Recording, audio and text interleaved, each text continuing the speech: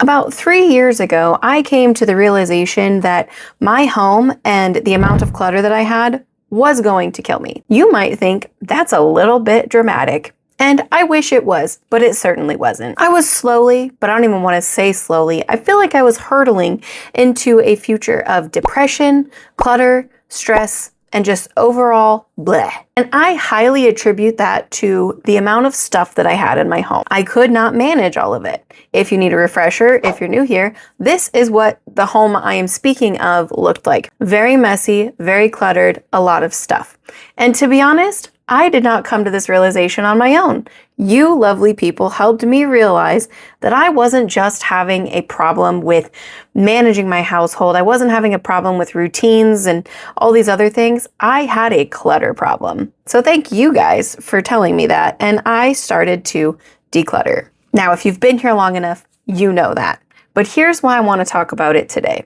I came across an article that slapped me straight across the face. And I have honestly never really put these two things together. So I'm going to read you verbatim what this quote says because I think it's extremely important. Hoarding disorder is a chronic disorder defined as the persistent difficulty in parting with possessions and the need to save items regardless of their actual value. Severe hoarding has largely been a hidden clinical problem, and awareness has mostly been limited to voyeuristic depictions of the plight of hoarders in popular media. Approximately 28 to 32% of individuals with attention deficit hyperactive disorder, ADHD, especially the inattentive subtype. That is where I got smacked across the face. I am not diagnosing myself with hoarding disorder. I am diagnosed with ADHD inattentive type. What? I did not know that I knew that the correlations were correlating, but I didn't know they correlated so much. Let's continue. Especially the inattentive subtype have been reported to have clinically significant hoarding. It has been hypothesized that patients with ADHD initially acquire objects impulsively and later develop emotional attachments or intrinsic meaning, resulting in a perpetuating cycle of reliance on hoarding as a coping mechanism. Treatment focused on impaired attention has showed improved prognosis, which further signifies the relationship between inattentive ADHD and hoarding. We discussed the case of a patient with ADHD inattentive type and major depressive disorder. I have that too. So I was just doing a little bit of research about how clutter affects your brain, and I stumbled upon this, and I did not expect to be so called out by an abstract in my entire life. Are you kidding me? Again, I'm not saying that I have hoarding disorder. I don't. I do think that I had or have hoarding tendencies. So let's talk about that just a little bit. A few buzzwords in here that actually I really wanted to point out, where patients with ADHD initially acquire objects impulsively. If you have ADHD, I'm sorry, it's about to rain, so the clouds are coming in and out. Sorry about the lighting. If you have ADHD, honestly, any type of ADHD, you know that impulse buying is a huge problem. That is something that I personally have since, I'm going to say, overcome. I think my impulse buying is down to 95%. I hardly ever impulse buy anymore. Even when I go to the Dollar Tree and everything seems cheap and I could, it's more for me to manage, so I don't buy it. I've done a very good job of that. However, for the first 30 years of my life, I was an impulse buyer, right? So you acquire the objects, and then according to this, you create a sentimental attachment to the objects. Me, 100% me, especially as a child. I would name everything. I would keep everything because I thought that if I put it in the trash, I would hurt its feelings. Same with my stuffed animals. I could never get rid of any of my stuffed animals because they had names and they had feelings. And if I gave up on them, that was me abandoning my animals. And I will say that I have overcome this attachment, and I will tell you how I have overcome some of these things in a little bit. Now, it wasn't a surprise to me when it said that hoarding is a coping mechanism. I think we kind of all can make that kind of correlation, but I do like that they added in the major depressive disorder here, because I don't think people realize the amount of mental anguish people who have a lot of stuff go through. One of the early videos that I made surrounding decluttering was decluttering my depression kitchen. And that's exactly what it was a depression kitchen. I can't tell you the last time my kitchen got to that point. It's been years. Same with my depression cave that was my bedroom. Once again, I can't tell you the last time I have had a depression bedroom. It has been years. My point is, I didn't realize the amount of correlation between the factors of ADHD and hoarding disorder and the similarities of the two, and how I think that I could have very easily become a hoarder in my older age if I had not started therapy.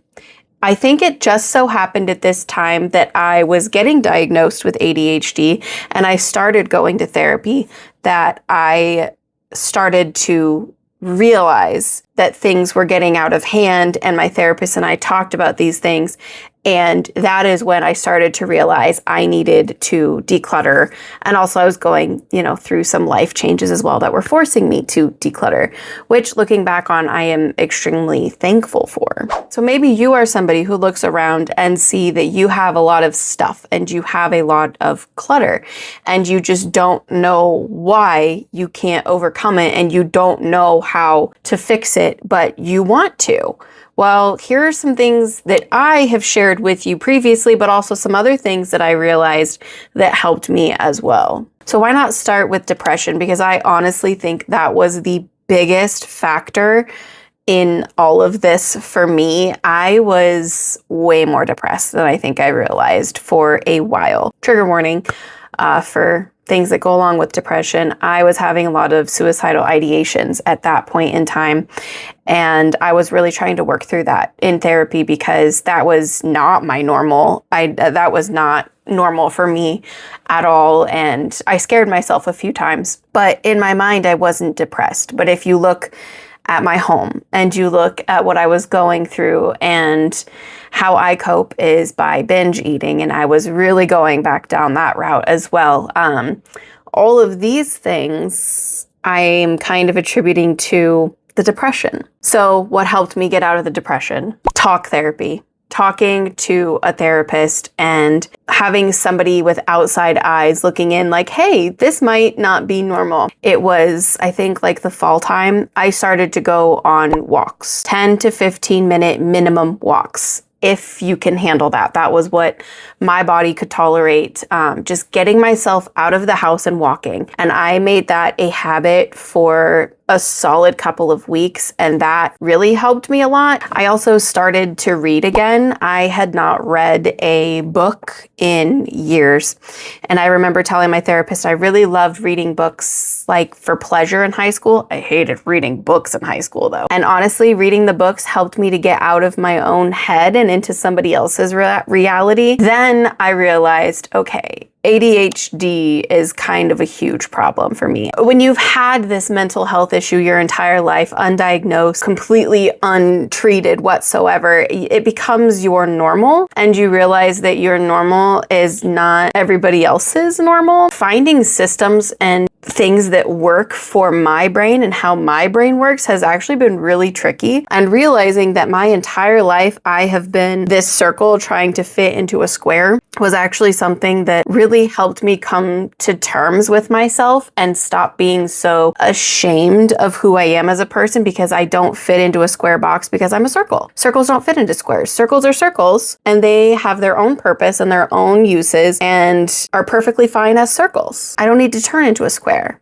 I'm a circle. But I was really struggling with ADHD, and I needed to figure out how to work with myself and get it kind of sorted because it was getting bad to a point. My ADHD shows up a lot of like paralysis and just not doing things. I get trapped in here and then out here doesn't move. Timers have been a life changer for me. I'm sure you guys have realized over the last couple of months I've been putting out more videos where we're just setting a timer and we're working. That is because it is an objective. This is 15 minutes of time that you have set aside for this chore or to get X, Y, and Z done. If I tell my brain, we are going to get up at 1 o'clock with our 15-minute timer and we are going to get this chore done, I am way more likely to do that with all those objectives. If I tell myself, yeah, today I'd like to get this chore done. Girl, my brain ain't never doing that chore. My brain is never getting me off that couch with my show and my dog. I'm never getting off that couch if I don't give myself an objective.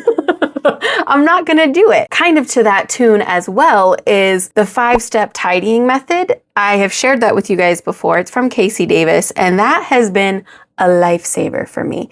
I know that I have these 5 steps to do, and once those 5 steps are done, I can be done. I don't have to go and spend an hour on, something. 5 steps usually take me, 10, 20 minutes, 30 minutes max, and I'm good. Another huge thing that is extremely helpful, not coffee. I mean, yes, coffee, but the coffee isn't the thing that's helpful, was regulating my nervous system. And I did this in therapy. So things that helped me to regulate my nervous system. First off, guided imagery. Guided imagery is goated. Lay down, put a guided imagery thingy on YouTube. They're phenomenal. Lay down and just imagine yourself somewhere else. It gets you out of your own head. And it's better for me than just meditating because I cannot let my thoughts just float by. People say that, just picture it on a cloud and float away. That cloud never floats away. They just stack up in my brain. That doesn't work. But guided imagery? Oh, yeah. Give me all of that. The next one is talking. I know you got to talk about your trauma with a licensed professional, in my opinion, because if I would just talk about it, I think I would have spiraled completely. But talking and letting go of all of my trauma and built up shit. That helped me so much. Getting it out into the universe and telling somebody and having them tell me I wasn't crazy, and also just not having the weight of the world on my shoulders. Tell somebody, talk it out. That's why I talk to you guys about my previous domestic violence, because talking about it is therapeutic for me, and talking about it helps encourage other people to talk about their stuff, or at least face their things. It's very hard to talk about. There's a lot of shame around trauma, no matter what the trauma is, but talking about it was so helpful in regulating my nervous system. Along with that, I was also taught a lot of breathing techniques like diaphragmatic breathing and box breathing, as well as grounding techniques. And grounding techniques for me were to bring me out of panic attacks, because at my previous job, I had had 3 panic attacks, and I hadn't had that many panic attacks in years. So I was really struggling with panic attacks at that time. And the grounding techniques helped bring me out of my body and back into reality. And I know it might not sound like any of this correlates with clutter and feeling like I am being squished and murdered by my clutter, but really it is. When you have a regulated nervous system, you make better choices. It's easier for you to be more factual than more emotional. It's easier for you to see how things are affecting you. You're not in so much of a fight or a flight mode. You can actually slow yourself down, feel your feelings, and not get affected in that fight or flight mode by them. And you can go through your sentimental items and go through your stuff with an open and clear mind. And that brings us to sentimental items. How in the heck have I overcome sentimental items? I think I became a pro at getting rid of my emotional items and sentimental items during my decluttering of my storage unit. Now, I had gone through a tote of baby clothes, and that was kind of like my first little dipping my toes into sentimental items. That was difficult, and I got rid of more than I thought I would, but I still kept a lot. And then I went into my storage unit, and that was 90% emotional. It was from a different world. It seemed. It was from a previous lifetime. I have lived a million lifetimes in my 33 years, and that stuff felt like it was from a whole different person. So while I was going through those items, I was grieving who I was grieving my baby, I was grieving my dad, my grandma, and my abuser. While I was cleaning out that unit, I had to throw away so much of my son's baby clothes, and that broke my heart. The fact that somebody else couldn't use those baby clothes because I was keeping them in a box for myself. Honestly changed my life a little bit. Now, every single time I see something that I want to keep and it's just going to sit in a box, I picture somebody else using it, or I picture somebody else's kid wearing it. You know what I mean? And 9 times out of 10, I am going to get rid of that item because somebody else can use it more than I can. In another sense, I also imagine myself having to manage that item. Okay, where is this item going to go? Is it going to go into a closet, in a bin, and sit in the corner of it? I'm not managing it. Do I have a place to even put this in my house? Maybe. And if I put it there, do I have to, shuffle it and do all this? If I don't want to manage it, it's getting thrown away. This one's kind of funny and a little bit unhinged, but if you have an item in your hand and if it had poop on it, would you clean the poop off of it or would you throw it away? That also helped me a lot too. And again, 9 times out of 10, I'm tossing that item. I'm not going to clean it. Now that I have gotten rid of a butt ton of stuff, 80 to 85% of all of my stuff is gone. I don't miss any of it. I miss 0% of any of it. I can take 15 minutes to tidy up any room and it is good to go. It is much easier to manage my home. I'm not saying it's perfect.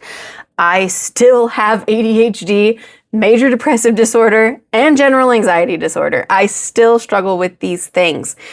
However, my home and my baseline are much higher, like almost up to like a normal person. You know what I mean? So yes, my clutter was literally killing me bit by bit and very slowly. I felt like a frog sitting in a pot of, water that was slowly boiling. That is exactly, when I look back on it, that's what was happening to me.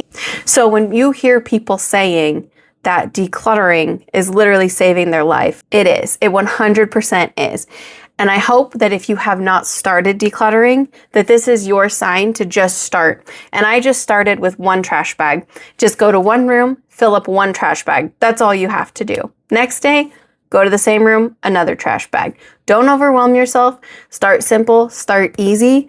But I promise you, if you start, you are going to not want to stop because of how much better you are going to feel. As always, friends, I hope that this video helped you and inspired you in some way, shape, or form. I hope I don't sound like a broken record, but I do really feel passionate about decluttering and helping people understand how clutter affects your mental health and how your mental health affects your clutter. It goes completely hand in hand. And especially if you have a pattern of hoarding tendency in your family, it could have been passed down to you, which I think for me is something that very easily could have happened. And I am so grateful for realizing that and being able to see that and nip it straight in the bud. And I know a lot of you guys are also trying to prevent hoarding, and I am so proud of you. So, friends, let me know what questions, comments, concerns you have in the comments, and I'll see you in the next one. Bye.